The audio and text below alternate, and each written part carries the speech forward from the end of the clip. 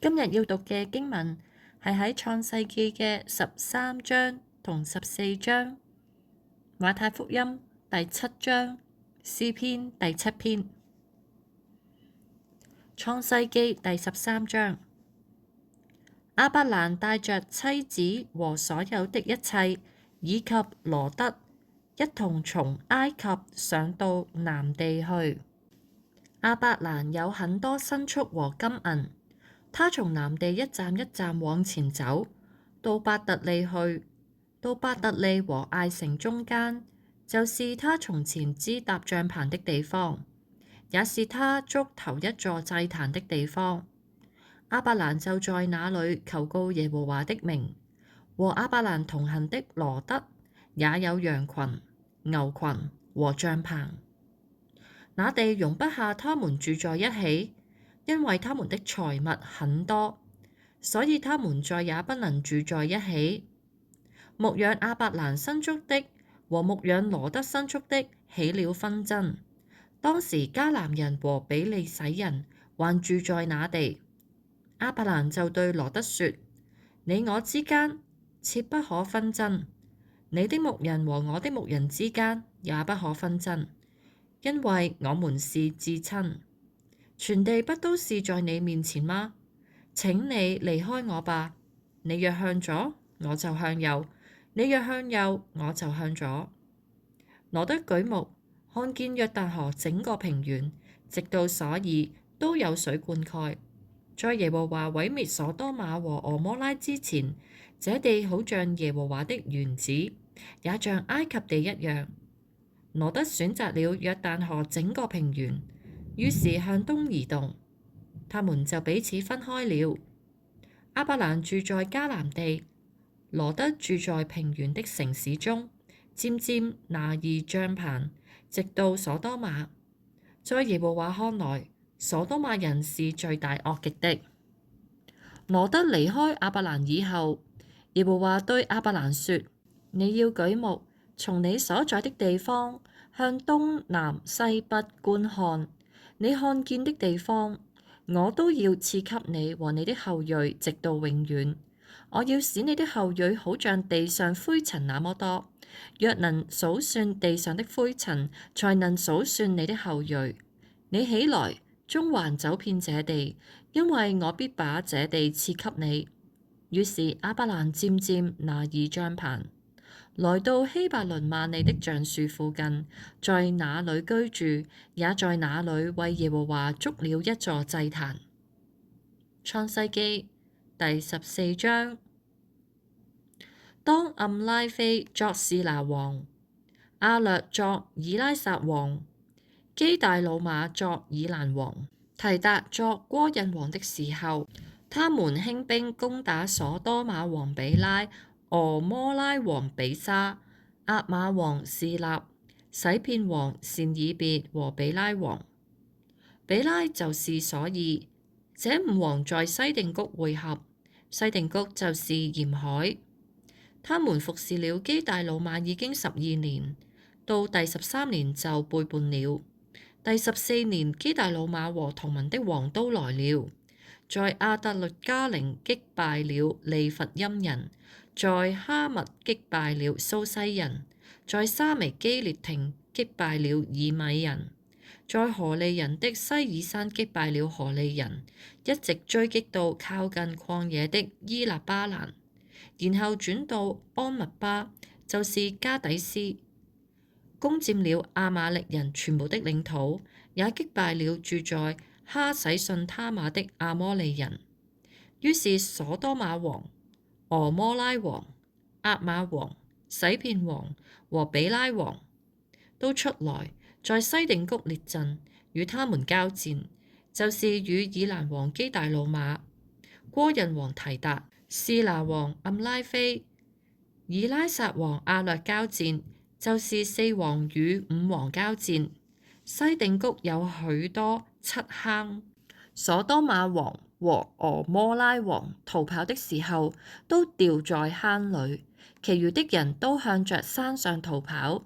四王就把所多瑪和蛾摩拉所有的財物以及一切糧食都拿走，連亞伯蘭的侄兒羅得和羅得的財物也帶走了。當時羅得住在所多瑪。有一個逃出來的人跑來告訴希伯來人亞伯蘭，那時亞伯蘭住在亞摩利人曼利的橡樹那裏。曼利和以實各以及亞乃都是兄弟，他們都是亞伯蘭的盟友。亞伯蘭一聽見侄兒被人擄去，就抽調他家裏生養的精練壯丁318人，一直追到但。亞伯蘭和他的僕人漏夜分隊攻擊他們，結果擊敗了他們，又追趕他們直到大馬士革北面的河把，將一切財物都奪回來，也把他的侄兒羅得和羅得的財物以及婦女和族人都奪了回來。亞伯蘭擊敗了基大老瑪和與他聯盟的王回來的時候，所多瑪王出來，在沙彌谷迎接他。沙彌谷就是帝王谷。撒冷王麥基洗德也帶着餅和酒出來，他是至高神的祭司。他給亞伯蘭祝福說：願創造天地的主至高的神賜福給亞伯蘭。把敵人交在你手裏的至高的神是應當稱頌的。亞伯蘭就把所得的一切拿出1/10來，給了麥基洗德。所多瑪王對亞伯蘭說：請你把人交給我，至於財物，你拿去吧。亞伯蘭對所多瑪王說：我已經向創造天地的主至高的神耶和華舉手起誓，凡是你的東西，就是一根線、一條鞋帶，我也不拿，免得你說我使亞伯蘭發了財。我什麼都不要，除了僕人吃掉的以外，但與我同行的亞乃、以實各、曼利所應得的份，讓他們拿去吧。馬太福音第7章。不可判斷人，免得你們被判斷。你們怎樣判斷人，也必怎樣被判斷。你們用什麼標準衡量人，也必照樣被衡量。為什麼看見你弟兄眼中的木屑，卻不理會自己眼中的梁木呢？你自己眼中有梁木，怎能對弟兄說：讓我除掉你眼中的木屑呢？偽君子呀，先除掉你眼中的梁木，才可以看得清楚，去除掉弟兄眼中的木屑。不要把聖物給狗，也不要把你們的珍珠丟在豬前，免得他們用腳把珍珠踐踏，又轉過來猛噬你們。你們祈求，就給你們；尋找，就尋見；叩門，就給你們開門。因為凡祈求的就得着，尋找的就尋見，叩門的就給他開門。你們中間哪一個人，兒子向他要餅，反給他石頭；要魚，反給他蛇呢？你們雖然邪惡，尚且知道把好東西給兒女，何況你們在天上的父，難道不更把好東西賜給求他的人嗎？你們願意人怎樣待你們，你們也要怎樣待人。這是律法和先知的總綱。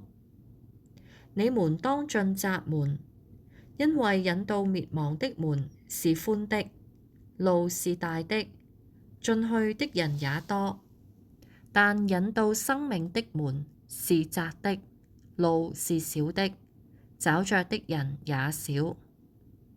提防假先知，他們披着羊皮到你們當中，裡面卻是殘暴的狼。憑着他們的果子就可以認出他們來。荊棘裡怎能摘到葡萄？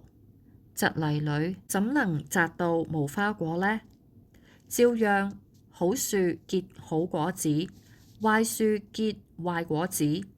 好樹不能結壞果子，壞樹也不能結好果子。凡是不結好果子的樹，就被砍下來，丟在火中。因此你們憑着他們的果子，就可以認出他們來。不是每一個對我說主啊，主啊的人都能進入天國，唯有遵行我天父旨意的人才能進去。到那日，必有許多人對我說主啊，主啊，難道我們沒有奉你的名講道，奉你的名趕鬼，奉你的名行過許多神蹟嗎？但我必向他們聲明，我從來不認識你們，你們這些作惡的人，離開我去吧。所以凡聽見我這些話又遵行的，就像聰明的人，把自己的房子蓋在磐石上，雨淋、水沖、風吹，要撼那房子，房子卻不倒塌，因為建基在磐石上。凡聽見我這些話卻不遵行的，就像愚蠢的人，把自己的房子蓋在沙土上，雨淋、水沖、風吹，要撼那房子，房子就倒塌了，並且倒塌得很厲害。耶穌講完了這些話，群眾都驚奇他的教訓，因為耶穌教導他們像一個有權柄的人，不像他們的經學家。詩篇第7篇。耶和華我的神啊，我已經投靠了你，求你拯救我脫離所有追趕我的人，求你搭救我，免得他們像獅子一般把我撕裂，把我撕碎的時候，也沒有人搭救。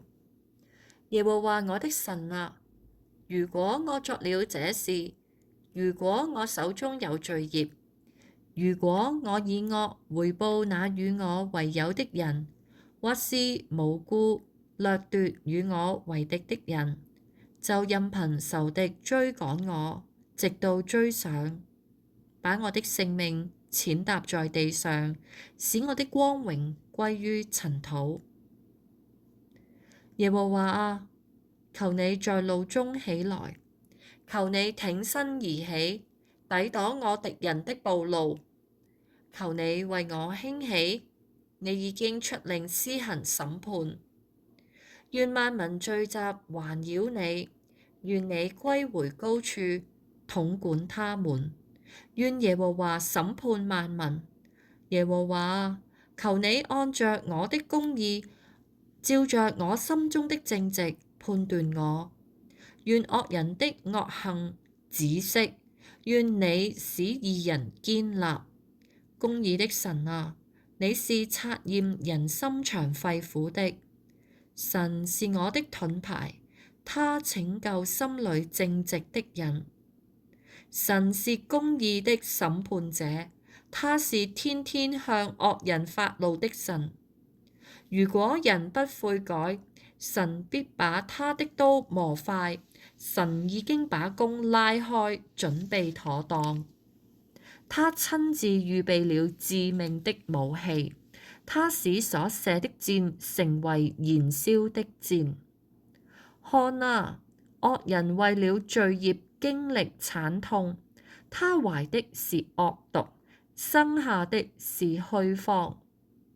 他挖掘坑穴，挖得深深的，自己卻掉進所挖的陷阱裡。他的惡毒必回到自己的頭上，他的強暴必落在自己的頭頂上。